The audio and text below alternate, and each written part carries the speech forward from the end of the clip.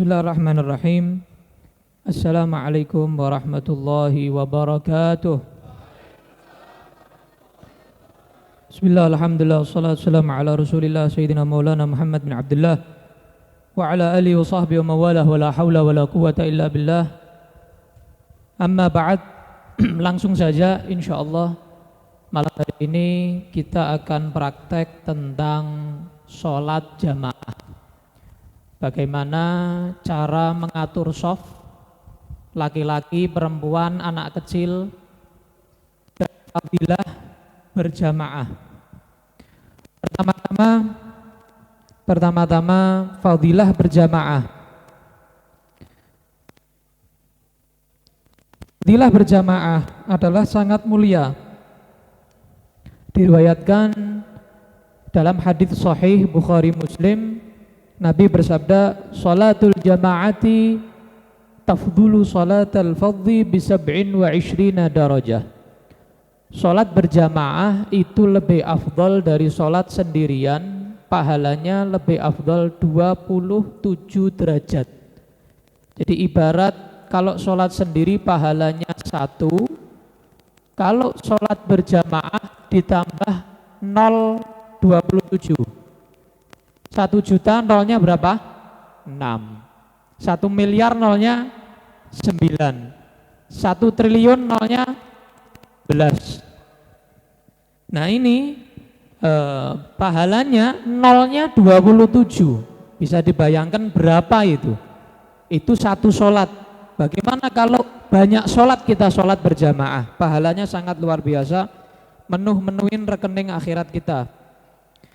Kemudian termasuk tanda kemunafikan adalah orang yang malas sholat berjamaah. Kalau ada orang malas sholat berjamaah, itu tanda-tanda ada kemunafikan dalam hatinya. A'udzubillah min dzalik. Pahala sholat berjamaah diantaranya adalah sholatnya pasti diterima. Orang tuh kalau sholat sendiri Allah lihat khusyuk enggak, sah atau enggak sholatnya, dilihat satu persatu sama Allah, diteliti. Tapi kalau orang sholat berjamaah, maka Allah melihat imam, oh imam enggak khusyuk. Shaf pertama dilihat ada yang khusyuk enggak, oh enggak ada yang khusyuk. Shaf kedua dilihat, oh enggak ada yang khusyuk. Shaf ketiga ada yang khusyuk. Berkat ada yang khusyuk 1, karena mereka berjamaah semuanya qabul sholatnya. Tapi kalau sholat sendiri-sendiri belum tentu qabul. Kalau sholat berjamaah pasti qabul. Kemudian termasuk fadilah daripada sholat berjamaah adalah mendapat jaminan pembebasan daripada api neraka. Allahumma. Jamaah yang paling afdal adalah sholat jamaah Jumat. Yang kedua sholat jamaah subuh, karena paling repot sholat berjamaah subuh. Yang ketiga sholat berjamaah isya. Yang keempat jamaah asar. Kelima jamaah zuhur. Keenam jamaah maghrib. Itu urutan keafdolan sholat berjamaah. Hukum sholat berjamaah, pendapat yang paling kuat, mu'tamad, hukumnya adalah fardu kifayah. Kalau seandainya satu kampung tidak ada yang sholat berjamaah di tempat yang di situ syiar, masjid, musola, lapangan, nggak sholat di situ, sholat di rumah masing-masing, maka berdosa satu kampung. Dosa. Kenapa? Hukumnya fardu kifayah. Sama kayak mandikan mayit. Satu kampung nggak ada yang mandikan mayit, maka satu kampung berdosa. Kemudian sholat berjamaah. Hukum yang kedua adalah sunnah. Kapan sunnah? Ketika sholat tadi itu adalah sholat sunnah yang disunnahkan berjamaah. Contoh, taraweh, sunnah berjamaah. Sholat id, sunnah berjamaah. Sholat minta hujan, istisqa, sunnah berjamaah. Ada lagi sholat berjamaah hukumnya mubah. Kapan? Ketika sholat sunnah itu tidak dianjurkan berjamaah. Contoh, sholat duha berjamaah. enggak afdol. Bukan dilarang, boleh, tapi enggak dilarang.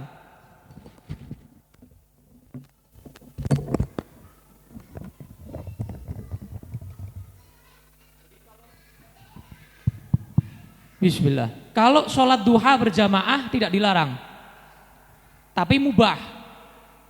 Sholat qobliyah ba'diyah berjamaah, gak apa-apa, tapi tidak dianjurkan, mubah hukumnya. Hukum yang kelima, khilaful aula, tidak sampai makruh, tapi kurang dianjurkan.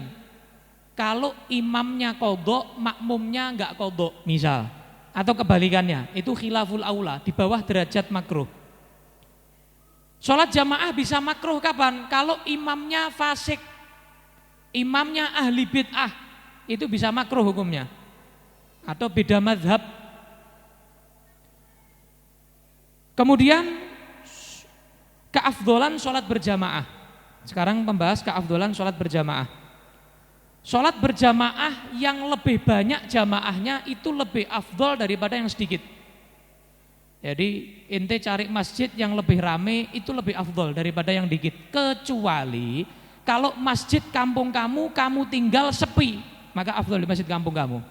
Daripada kamu jauh-jauh ke tempat yang rame tapi masjid kampung kamu sepi, lebih baik memakmurkan masjid kampung kamu. Atau imam masjid kampung kamu adalah orang fasik atau ahli bid'ah, cari masjid yang lain, makruh jadinya. Atau beda mazhab. Atau imamnya cepat banget imamnya, ekspres ya, imamnya apa? Ekspres, wah itu makruh, cari imam yang lain ya, cari imam yang lain. Sekarang cara sholat berjamaah ngatur soft. Ana minta 2 anak ke sini. Vin. Tak. Ngatur soft.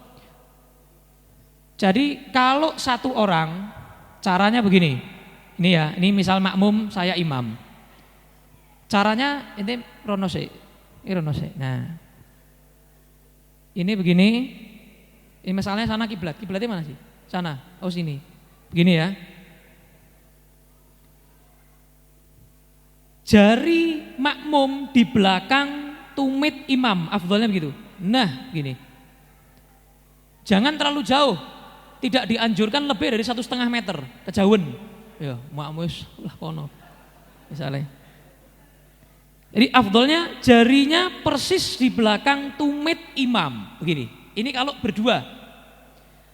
Kalau berdua tapi bukan laki-laki, perempuan, anggapan ki wedok. Di belakang. Ente belakang. Amit-amit ya. Tulung amit mundur. Nah. Begini. Ini kalau perempuan sama istri misalnya. Ini misal istri saya misal. Nah, ini di belakang, begini. Depan belakang. Bukan istrinya di sini, bukan. Salah. Tapi di belakang. Begini. Kelihatan ya? Nah, kalau berdua, wes saiki ngadeg. Ini misalnya sudah sholat semana nih. Ini namanya Arfian. Sebelah gini, kiri. Nah, ini sudah sholat semana misalnya. Wes sholat piye carane sholatmu? Nah, ngono. Ini datang, ini baru datang, kokono teko. Datang, terus dia maju, caranya dia ke sini. Jadi ke samping kirinya ana. Atau dia langsung di belakang sini. Menunggu ini mundur. Paham ya? 2 cara. Ini langsung di sini sebelah kiri imam. Atau dia langsung di belakang. Kowe mundur. Amit Mas ya. Nyuwun sewu, ngapunten. Nah, itu di belakang situ. Nah, boleh begini, boleh tadi sebelah kiri. Nah, caranya gimana? Caranya afdolnya ini mundur, mundur. Tapi jangan sampai 3 langkah berturut-turut. Jadi 1, 2, rasa dihitungi ya. 1, 2, 1, 2, diam dulu sejenak. Ntar lagi 1, 2, pas. Tapi jangan begini. Tidak boleh begini, batal sholatnya. Kalau begitu sholatnya batal. Maaf Mas ya, sholatnya batal kalau begitu. Jadi caranya begitu. Nah akhirnya ini softnya gandeng begini. jejer. Nah, rapat. Begini. Jadi boleh dari kiri boleh langsung belakang.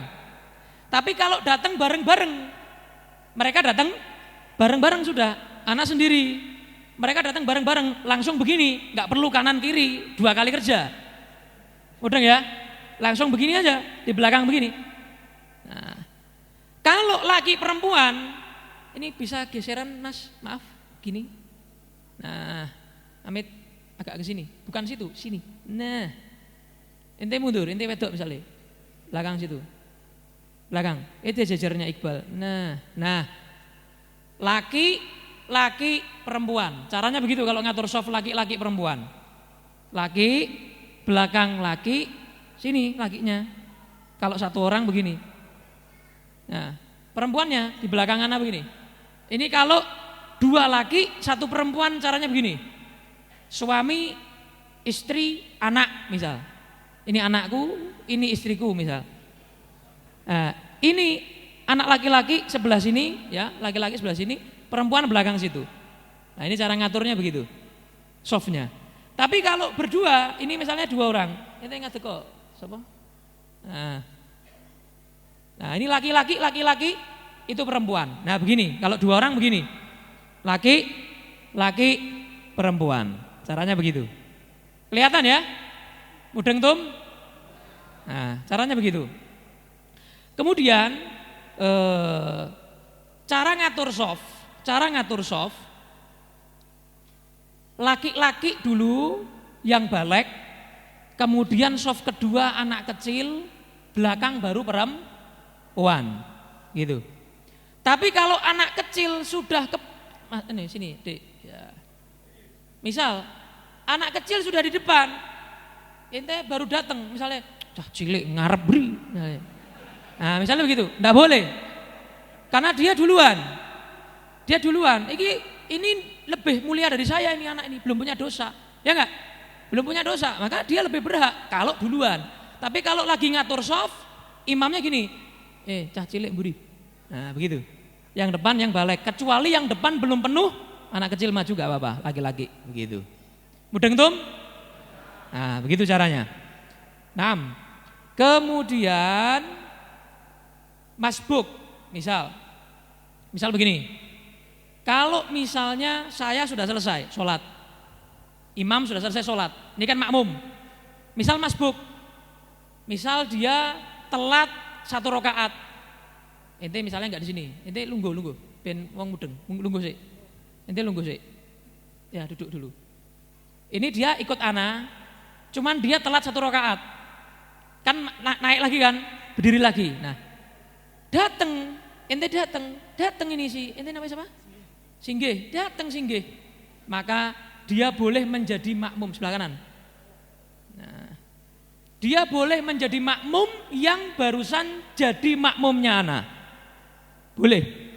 Paham tum? Nah, caranya ya sebelah kanannya juga.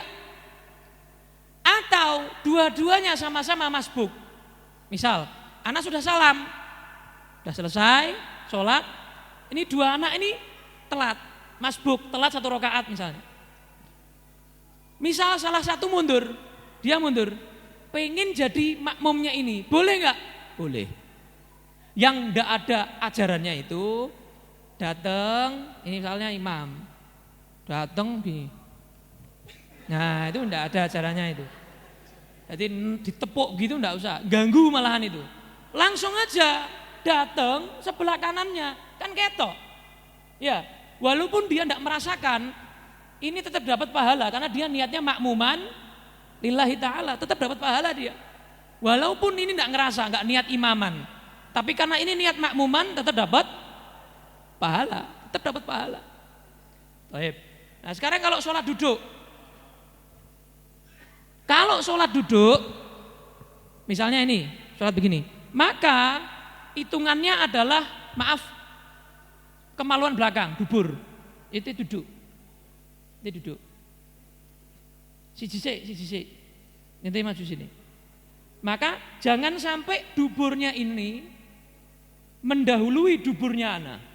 Kalau sholat duduk ya, kalau sholat duduk. Begini caranya.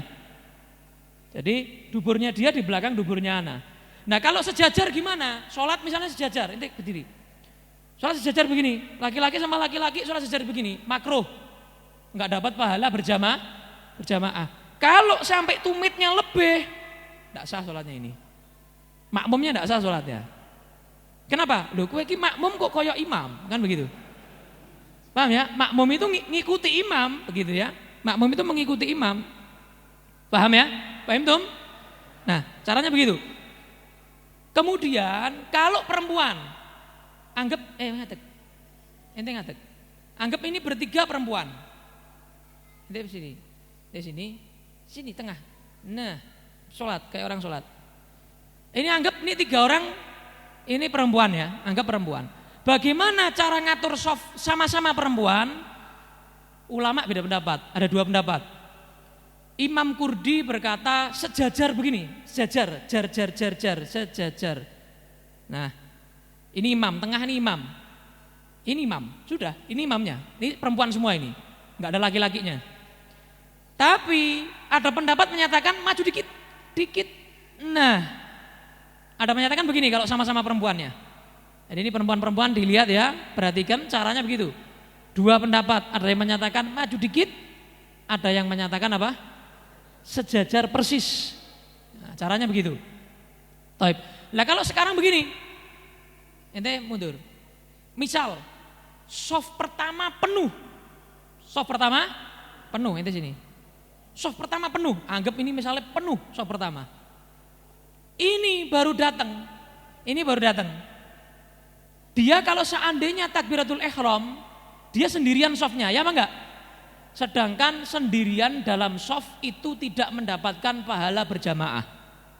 Caranya gimana? Dia datang. Anggap ana wis, ente duduk. Anggap ana. Mundur. Anggap ana ya. Ana baru datang. Ini penuh soft pertama. Kalau ana sholat sendirian di soft ini, ana enggak dapat pahala berjamaah. Caranya gimana? Ana narik. Dulu zaman Rasulullah begitu, ana narik. Tapi orang yang ngerti agama, orang ngerti bingung deh, iki ngopo. Ya. Kalau orang ngerti belajar fikih begini tahu, oh iki dhewean ning mburi sakno. Nah, ana narik tapi tetap 3 langkah jangan berturut-turut. Jangan sampai 3 langkah berturut-turut. Ana narik begini. Kang. Nah, pelan-pelan. 1 2, wis mandek sik. Lagi 1 2. Nah, nanti soft pertama tinggal merapatkan lagi. Kan ini kosong. Nanti tinggal merapatkan lagi. Nah, ini nemeni ana di belakang. Supaya apa? Ana tetap dapat pahala, dapat soft ini. Pahala berjamaahnya dapat. Paham Tum? Mudah ya? Caranya begini. Tapi tadi ketentuannya ya. Podo ngerti nih. Ya, nendak nanti salah paham. Nah, ngaji ngerti akhirnya, kan begitu. Akhirnya tahu. Nah, kecuali ada langkah. Soft pertama penuh. Ente sendirian datang. Waduh, anakku dewean. Ente lihat, masih ada celah, iki gede-gede, mengkangkang misalnya, atau mengkangkang misalnya. Anak kalau masuk ke sini cukup, anak gini, desek begini. Nah, boleh. Dan begini caranya, bukan terus, kue kene kosong toh, wah wingi bareng ngaji, ya toh, boleh narik, wah tarik sisan. Misalnya, nggak boleh. Itu kalau penuh itu. Kalau apa?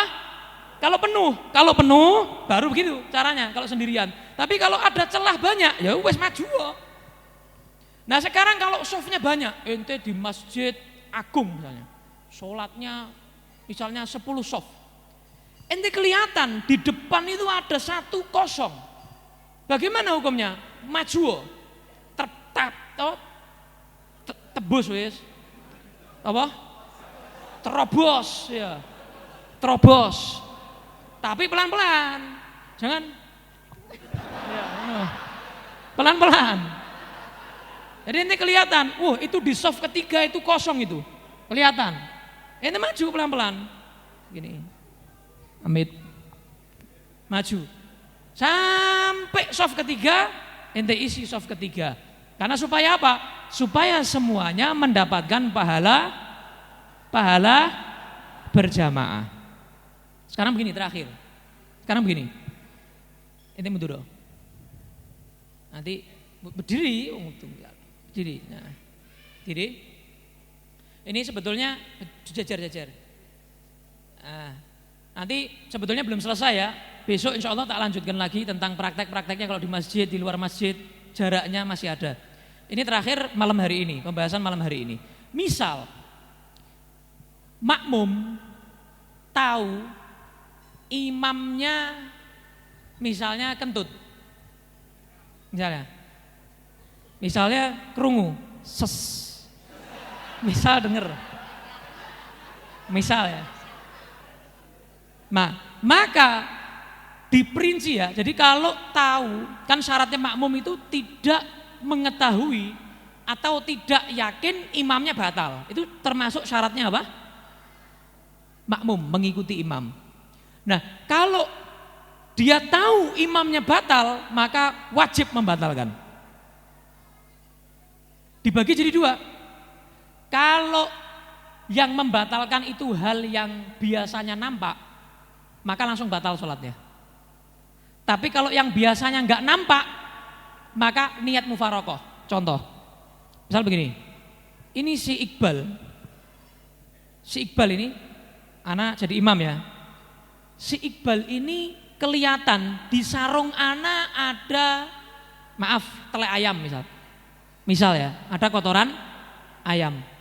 Kelihatan, Iqbal ini merhatiin kok ijo-ijo. Misalnya, kelihatan, oh tele ayam ini, kotoran ayam ini. Maka bagaimana? Maka Iqbal niat mufarokoh. Niat apa? Mufarokoh. Niat pisah sama imam. Tidak boleh. Kalau Iqbal lanjut mengikuti ana, sholatnya malah batal. Seketika itu langsung. Sama kayak ente sholat, ada tai cicak jatuh. Garing ya, bukan basah. Kalau basah angel. Garing, wis setahun misalnya. Jatuh ke sini misalnya, ke peci sini, maka spontan ente harus langsung gini,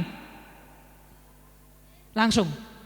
Tapi kalau ente begini caranya, misalnya ada jatuh ya, ada kotoran cicak jatuh, ente begini, batal. Kenapa kok batal? Karena ente membawa sesuatu yang bersambung dengan najis. Ente membawa sesuatu, ngene iki apa? Jenenge nyekel. Nah, ente nyekel membawa mengegang sesuatu yang bersambung dengan najis, batal. Tapi kalau tadi enggak jatuh, ini gini. Oh, kono batal ya. Jadi langsung gini. Itu enggak megang ente, enggak bawa. Tapi apa? Nyingkirkan. Enggak apa-apa. Jadi enggak batal sholatnya kamu. Jadi tapi langsung. Tapi naudzubillah, kalau ketahuan imamnya murtad misalnya, atau ternyata imamnya nih orang gak waras.